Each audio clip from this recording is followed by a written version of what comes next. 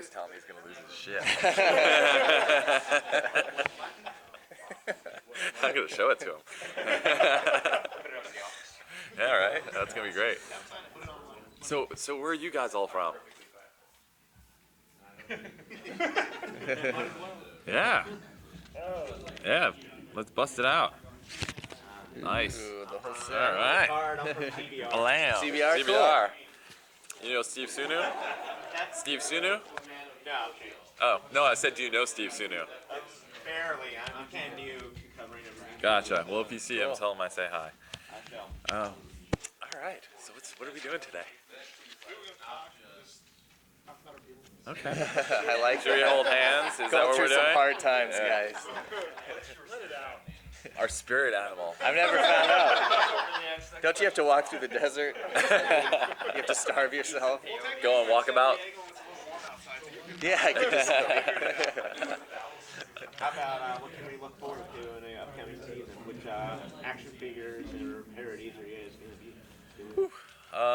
You know, we're at that early stage where we've only really written and recorded our Robot Chicken DC Comics Special 2.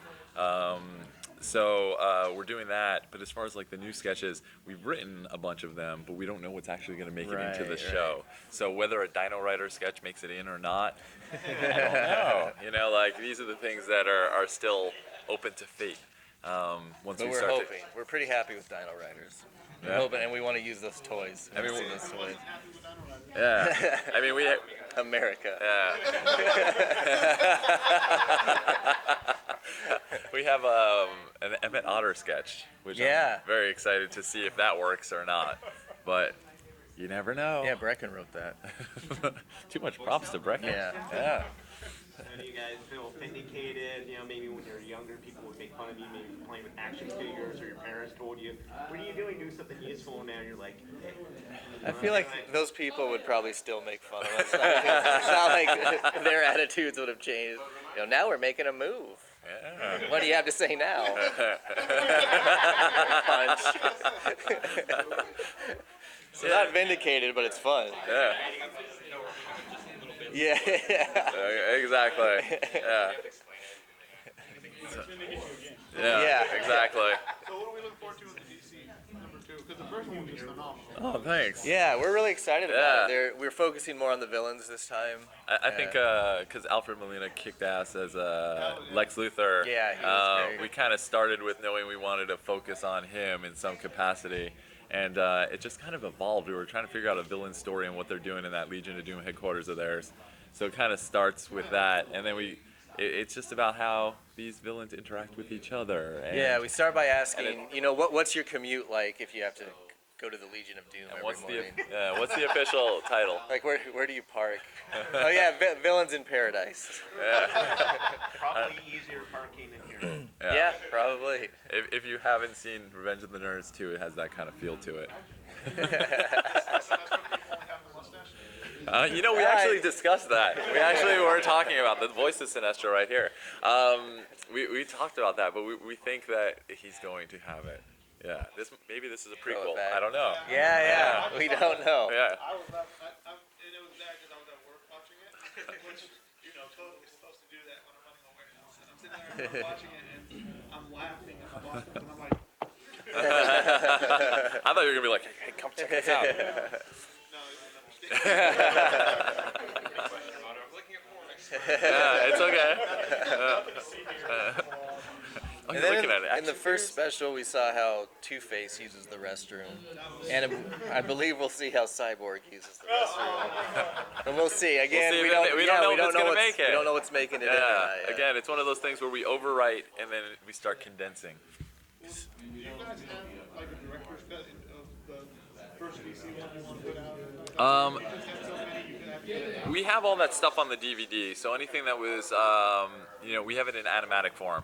But we really only have a budget to produce, the 22 minutes that we're able to produce, and then everything else will be like DVD extras that you can do. So with the DC special that just came out on DVD, you can see all that stuff. Yeah, if we have extra footage left over, something went terribly wrong. Yeah, and if we get the extra money, we'll do reshoots because Yeah. it's one take wonders on every shot Yeah. for our show. So you're just like, please let this work.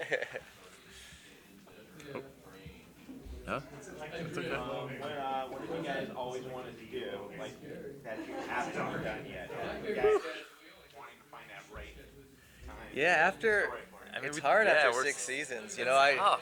I spent years trying to get a Needler sketch on because I really wanted to make fun of the Needler from Halo. Here, can I roll my eyes any Yeah, harder? no one wanted, and I think someone. I did finally get a Yeah, you Needler got it sketch in. in, yeah. Yeah. So So you've that was my succeeded in white your whale. deal. Yeah. So So It's he's all retiring gravy. now. Whenever he's done, he's just it's all Yeah. gravy. calling it in from now on. Yeah. Yeah, no, it's you just keep going. Again, you never know what you're gonna see to just mock, and that's part of the fun for it.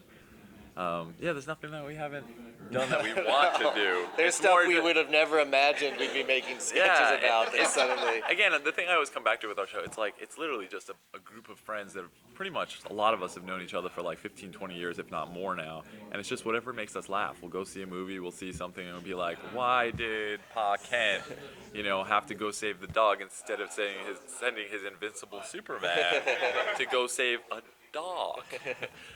I don't get it. There's the existential part. But it's I'm happy with it. I'm sure animal rights groups will come after me, but it was a dog. Like it lived a good life. He's probably that dog might have been 10 years Guys, old. come on. The dog needed help. It was a very powerful scene. Was it? And that's the other thing we always disagree about. Yeah. No, yes, dog. we always disagree about the dog. One of those things. Yeah, yeah. So Star Wars and DC, is there any other property you're gonna for specials are always tricky because you want to pick a universe. The like everyone's like you should do Indiana Jones. I'm like we have a great relationship with those Lucasfilm, but Indiana Jones is one guy, and to do many sketches on Indiana Jones, it doesn't sustain that long of a period of time. There are ones we're talking about. There are other universes that you can probably think about, but we'll do the DC one, see how that goes, and then if it does well again, we'll maybe do another one, do our trilogy, and then move on to something else to tackle. You've had a little bit of X-Men in there, stuff like that. Yeah, we've done sketches for Marvel, we've done sketches for DC. Yeah.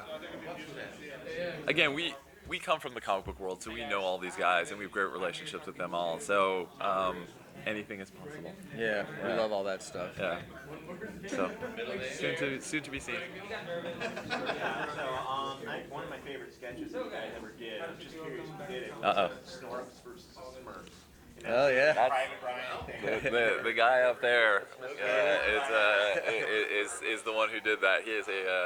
He likes to write the Smurfs very very much. So. He does. He loves those Yeah. stars. Yeah, I'm pretty sure that was Tom, right? Yeah, it was, Yeah, definitely. yeah, that feels like a Tom one. Yeah. So, yeah, everybody has their little nuances for writing. Yeah. You ever done a thing where something you wanted to do, but you was Very rarely do we Yeah, say, "Oh, this is terrible." There are things that there was like the one like what's it called? There was like that was a terrible one where the baby was born and looks at it and the baby's not crying and like the mom's like, how is it a boy? Is it a girl? And then the doctor just picks it up and goes, wah, wah. We pulled back from doing that, but There's that's no one. reason for that to be on television. So you can go, but it's pretty dark. My mom might disown me if I aired that in any way. So there we go. You guys can adopt me. It'll be good. I know, right? Perfect. Yeah, see how that works out. Perfect. What else can we answer? Now, do you guys ever come up against anything where you have an idea and then it just delay for some reason? Oh, yeah. Yeah, I mean that's why we're even talking about like there are all these ideas that have been written and they can still die because an idea, once it actually goes all the way through the process, when you actually see it, it just might play slow. The reads might not be as good as you wanted them to be. Like visually, it could be just two people talking, which sounded funny in a room, but when you watch two toys just standing there, it could be really boring. You know, so these are the things that you just never know what's That's gonna kind of happen. the terrifying part of the job is sometimes I'll be railing against a sketch, thinking it's the worst thing, should not be on television, and then by the time it gets animated, I think it's one of the best sketches of the show. So you just never know. You kind of, and that's why we overproduce that at the animatic stage, so we can. Hope for the best. Yeah, because it's all constantly you think something's hilarious, and then you see it in animatic, and you feel like the dumbest person on the planet. Yeah. Comedy is subjective. Yeah, it is. You learn that very quickly. Yeah. Yeah. So it's okay. Cool. Okay. So what's the chances of you guys doing I mean, we touched on Marvel, but why haven't you done a Marvel special yet? Kind of did it more problematic. No, it's just, I mean, the thing you have to think about in the bigger scope of things is Disney and Warner Brothers will have to make an agreement. So, you know, our relationship with Marvel is great. We're working with them in other capacities. Time Warner and Right. So, just, again, we did it with Lucasfilm. It was Time Warner and Lucasfilm. Worked out. It's not to say it can't work out. It just, you'll see. bigger deal. Yeah, exactly. So, it's not a no. That's all I'll say. When you guys are in the writer's room, each other do these absurd, just crazy out there things like the interstitials you guys have. Like one that pops in my head is Ben Franklin stats. Let me just point out that this is the one that says that's the quick Right. flip that he remembers. Right.